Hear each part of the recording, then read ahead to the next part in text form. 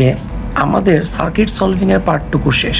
এই পার্টটুকু যদি আপনি ভালো মতো বুঝেন, লাইক আগের 5টা ভিডিও, তাহলে হচ্ছে গিয়ে যে কোনো সার্কিটই আমরা সলভ করতে পারবো।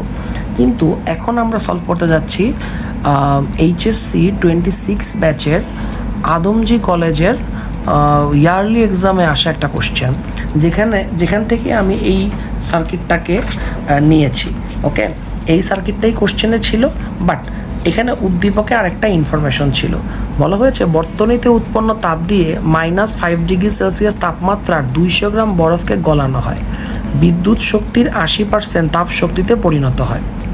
প্রশ্নটা ছিল উক্ত বরফ গলতে 6 মিনিটের বেশি সময় লাগবে কিনা। ওকে, তাহলে আমাদেরকে এই ম্যাথটা আমরা তাহলে কীভাবে করতে পারি?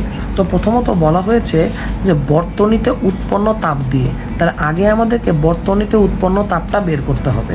তো বর্তনীতে উৎপন্ন তাপ বের করার জন্য আমাদের একটা সূত্র আছে। সূত্রটা হচ্ছে H=I²RT। ওকে, তাহলে এখানে আই বলতে বোঝাচ্ছে অবশ্যই বর্তনীর মূল কারেন্ট। তো আমরা বর্তনীর মূল কারেন্ট বসাবো হচ্ছে আই, আর দ্বারা বোঝাচ্ছে অবশ্যই বর্তনীর মোট রোধ। বর্তনীর মোট রোধ মানেই তো বর্তনীর তুল্য রোধ।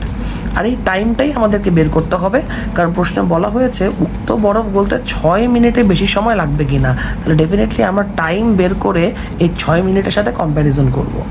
তো প্রথমে আসি আমাদের আই। আমাদের আই এর মান হচ্ছে 18 অ্যাম্পিয়ার, যেটা আমরা কিন্তু আগেই বের করেছি। এই ভিডিওতে 18 অ্যাম্পিয়ার পেয়েছিলাম। আর এখানে আমাদের বর্তনীর যে তুল্য রোধ সেটার মান পেয়েছিলাম 0.67। আর টাইম যেহেতু জানি না, এটাকে আমি এভাবেই রেখে দিব। ওকে, এরপরে বলা হয়েছে কি যে এই যে বিদ্যুৎ শক্তি উৎপন্ন হলো, সেই বিদ্যুৎ শক্তির 80% তাপ শক্তিতে পরিণত হয়। এই লাইনটার মানে মূলত কি বুঝিয়েছে? তো এখানে বলা হয়েছে যে বর্তনীতে উৎপন্ন তাপ, তাহলে আমাদেরকে জানতে হবে বর্তনীতে তাপ কেন উৎপন্ন হচ্ছে। অবশ্যই বর্তনীতে তাপ উৎপন্ন হয় তড়িৎ প্রবাহের কারণে। সেই তড়িৎ প্রবাহের 80%ই এই -5 ডিগ্রি সেলসিয়াস তাপমাত্রার বরফটাকে গলতে সাহায্য করতেছে। তাহলে বর্তনীতে যেই কারেন্টটা প্রবাহিত হচ্ছে, অর্থাৎ 18 অ্যাম্পিয়ারের কারেন্ট, সেই 18 অ্যাম্পিয়ার কারেন্টের থেকে উৎপন্ন শক্তির 80%ই তাপ শক্তিতে কনভার্ট হচ্ছে। অর্থাৎ আমি এই কারেন্টের প্রবাহের কারণে যেই ভ্যালুটা পাচ্ছি, ভ্যালুটা হচ্ছে 18² × 0.67 × T এর মাত্র 80%ই কিসে পরিণত হচ্ছে? তাপ শক্তিতে রূপান্তরিত হচ্ছে। কোন তাপ শক্তিতে? যেই তাপ শক্তি বরফটাকে গলতে সাহায্য করতেছে। তাহলে এই ইকুয়েশনটা আমাদেরকে এই লাইন থেকে বের করে আনতে হবে। ওকে, এবার আমাদের নেক্সট কাজ কি? নেক্সট কাজ হচ্ছে এই কিউটা কত সেটা আমাদেরকে বুঝতে হবে।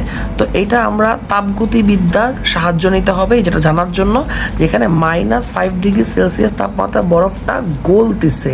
তাহলে আমাদের প্রথম কাজ হচ্ছে -5 ডিগ্রি সেলসিয়াস তাপমাত্রা বরফকে 0 ডিগ্রি সেলসিয়াস তাপমাত্রার বরফে কনভার্ট করা।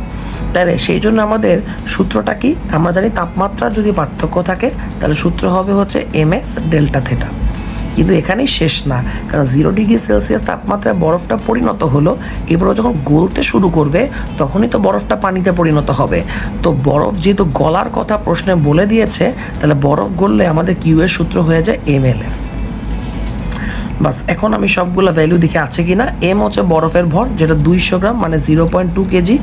এস মানে বরফের আপেক্ষিক তাপ, এটা হচ্ছে 2100। ডেল্টা থেটা মানে তাপমাত্রা পার্থক্য, -5 থেকে 0 হয়েছে, তাহলে তাপমাত্রা পার্থক্য হচ্ছে 5। আবারও এম হচ্ছে 0.2। আর এলএফ মানে বরফ গলনের আপেক্ষিক সূত্রতাপ, যার মান হচ্ছে 336,000। বাস, তার মানে ডান পাশে সবগুলো ভ্যালু দেওয়া আছে, আর বাম পাশে 18² 0.67, 80% মানে 0.8। এই সবগুলোকে এই পাশে আমি ভাগ করে দিব। ভাগ করলে আমার টাইম আসতেছে হচ্ছে 400 সেকেন্ডের মতো আসবে। যদি ক্যালকুলেটার চাপেন 399 সামথিং আসে, আমি রাউন্ড ফিগার 400 ধরে নিলাম। আর এই সেকেন্ডকে যদি এখন আমি মিনিটে কনভার্ট করতে চাই তাহলে 60 দিয়ে ভাগ করতে হবে। আর সেই ক্ষেত্রে আমার অ্যান্সারটা আসবে 6.65 মিনিট।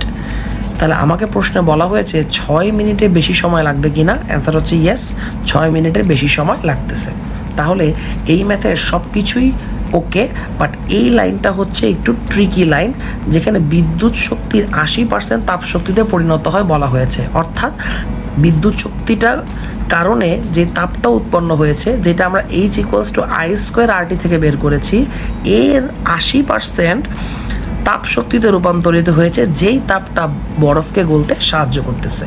আর মজার ব্যাপার হচ্ছে, এই ইনফরমেশনটা যদি আমাকে না দিত তাহলে আমি কী করতাম?